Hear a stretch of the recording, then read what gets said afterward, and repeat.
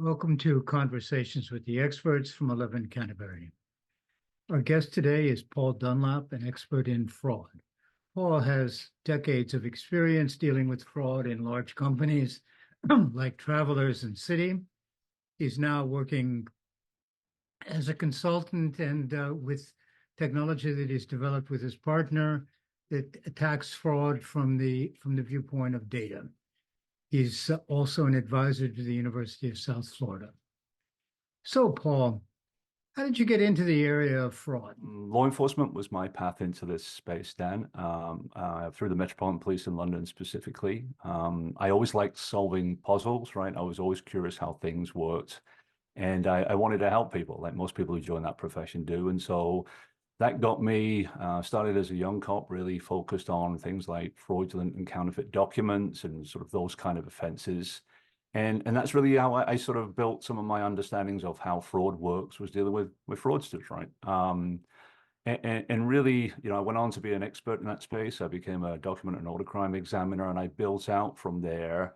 But I think more importantly, that's where I really started to think, in very simple terms, that fraud at the end of the day, or detecting it, it's about, what's there, right? That shouldn't be there, what's not there that should be there, and then sort of the explanations that come with it. And no matter how, fraud happens in so many complex ways, there are some very simple principles and things like patterns and so on and so forth you can look for. So that was really my start. I learned as well that, as a young cop, fraud often is the facilitator of other, more serious crimes. So that really got me moving into, okay, well, how does money laundering work? How does terrorist financing work? How do these things work long before, I moved into the private sector? And I think, I don't know, Dan, I've been in law enforcement about a decade, and I started thinking about, as you do, why do fraudsters find it so easy, to break into systems? Why do they find it so easy to take other people's money?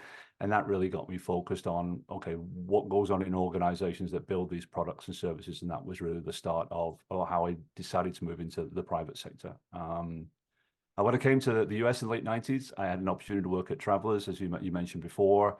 Really was an interesting time. Travelers in New York, the industry was really plagued with staged accidents and doctor and lawyer facilitated fraud schemes, often with organized crime.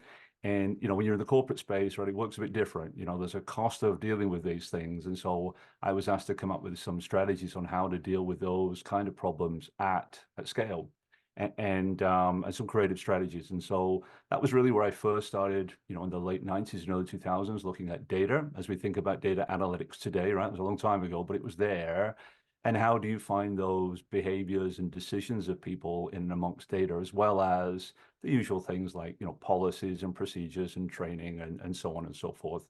And it was just a really good time to, in that industry at least, where they can openly share information. You can, see those patterns at a much larger scale, right? You can see them across different insurance companies in different states. But it's at the end of the day, it's the same thing. It's looking for patterns, it's looking for manipulation, it's looking for the camouflaging of those things. So that was a great time. I was astounded when I first moved in that industry. Nobody had put a doctor in jail for insurance fraud, given how big the problem was. And so, that's the main deterrent, right, in this space, right? People have to go to jail sometimes when they just don't want to stop any other way. And so Travelers and some other carriers in New York, collaborated around that was an important deterrent. And the number of that was really, how do you bring analytics to bear, as we discussed. So that was, a different experience, working on an organization, frauding one organization or against one organization. And then, as most people will remember, hopefully, Travelers became part of Citigroup. So that was really my path into another industry. I took my investigation skills and my ideas there. Took a little different turn, worked on anti-money laundering investigations in the early 2000s before 9/11, but same approach, Dan, to be honest. What are the things that are there that need to be there? What are the things that don't belong there? What are the ways that people hide these things? And then more importantly, how do you see them in data, and how do you see them at scale, and how do you see them, over 100 countries that bank was working at the time? So similar approaches, different problems, but, a different way to sort of play the game.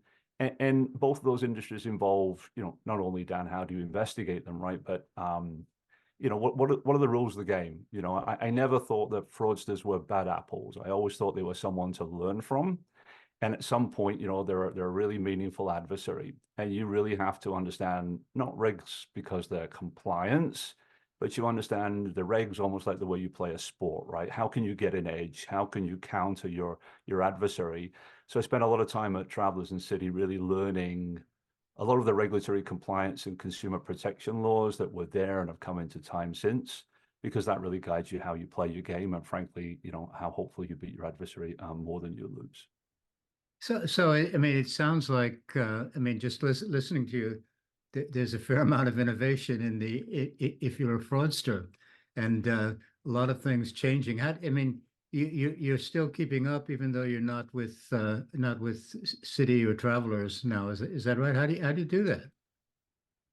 Well, I think I've always tried to keep up, right, Dan? I think you've hit it on the head. I mean, some folks try to use the term that fraudsters are sophisticated. I think that's few and far between. They're ingenious and they're innovative and they move quickly. And often, too many organizations allow fraudsters to have the lead when in fact they don't need to, right? Fraudsters at the end of the day take advantage of the things that we as society and organizations give them. And so, that was part of the game of, almost a chess match, right? One move for one move, but trying to make the first move, knowing what would happen next. As a practitioner, I probably did some things that other practitioners maybe not have done. I went back to university twice. I went back in an undergrad after 10 years in law enforcement to study how policing works in a more empirical way, right? It's one thing to do it in the field and hopefully you get results, but maybe sometimes you don't know why you get the result, right? And likewise, I went back after I left City for a master's degree in around cyber policy and cyber risk. Again, it's great to have interventions, whether that's from the government or from organizations or wherever it comes from in society, but knowing how they're going to work and being able to measure outcomes was always important to me. So I went back twice and sort of studied what I did through an academic's eyes. And of course, that gives you the benefit as well of giving something back into the academic space of, hey, this is really how it happens at the coalface, right? This is what practitioners are dealing with, when sometimes academics might struggle for that real life view. So I think that's quite interesting. You've combined the sort of experience dealing with individuals together with the sort of practical objective knowledge of dealing with data to find it. So what are you doing? How are you spending your time now, Paul? Well, since I left in-house roles, I moved to the consulting side, Dan, back in 2017. And, I got to see, how organizations that were helping banks and insurance companies, and frankly, even regulators as well, some of the challenges that they had, and whether that was communication, as you recognize, right? Understanding what the reality is like for other parties at the table. And so consulting has been my life for the last 4 or 5 years, and not just in the financial services side, but also in some other industries as well. Second, that involves a lot of training, but also as well, that would involve me going back into banking for some of our clients and sort of augmenting them with specialized roles while they were making changes or responding to regulatory findings. And then more recently, as you hear the things I've been doing, I've hopped between strategic and tactical things, but there was always data in there. And so my co-founder and I sat down a couple of years ago and said, hey, there's one area of fraud that we really haven't tackled as sort of two professionals. And there's a huge need in the space around accounting fraud. So we sat down and started taking all that knowledge and experience about how manipulation happens, right? And how people manipulate numbers and reporting, and built a software solution called Sort of Signal Analytics. And essentially that risk scores all publicly traded companies rather for their financials, and allows people to see from the outside in, hey, here are the early warnings of misstatements, that they're down to error, or likewise, here are the telltale signs of accounting fraud that we should be looking out for and reacting to. And so, it's different. We're probably the only solution in the space, but you'll probably hear that, it's a continuum of everything I've done from the beginning, right? Which is what belongs, what doesn't belong, and how do you pick out those sort of behaviors in data. It sounds like it's an interesting opportunity, interesting space to be in, and we'll probably have fraud for a long time. But I think they have a fairly large adversary in you and the approach you have with your software. Wonderful. I fully agreed. Hope so, Dan. Thank you very much. Take care. You too. Bye-bye.